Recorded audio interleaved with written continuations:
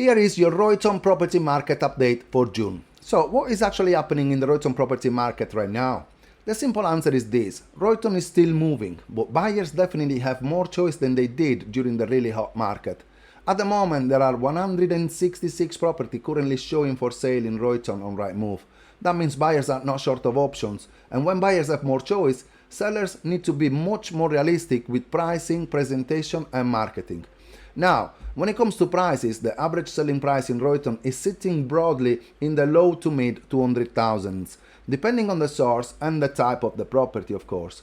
Rightmove sold price data shows Royton around 243,000 over the last year, while other live market trackers put the average closer to 260,000. So, are prices going up or down? The best official comparison we can use is the wider Oldham Borough data, because land registry sold figures are always a couple of months behind. That data shows prices are up by around 4% compared with last year. So this is not a collapsing market, prices have not fallen off a cliff, but it is also not the kind of market where sellers can just put any price on their home and expect buyers to fight over it. The market has changed. The latest local data suggests homes in Royton are taking around 13 to 14 weeks on average to go under offer. Some homes are moving quicker, especially the ones that are priced correctly, presented well and launched properly, but overpriced homes are sitting. We are also seeing more negotiation. In Royton, the average gap between asking price and selling price is around 3%, which means buyers are making offers and sellers are often having to adjust. So, is Royton a buyer's market or a seller's market? Right now, I would describe it as a buyer-leaning market. That does not mean that sellers should panic. It simply means that buyers have more power than they did before.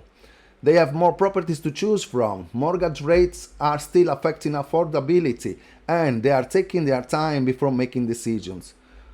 But here is the important bit. Good homes are still selling. The homes that stand out are marketed properly, priced correctly, and create urgency are still getting strong interest.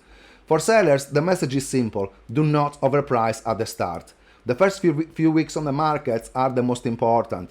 If you go too high, you risk sitting in there, going stale, and then having to reduce later.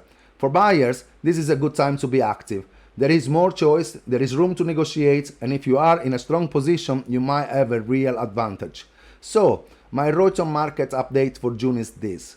Prices are slightly up year on year, but the market is more price sensitive.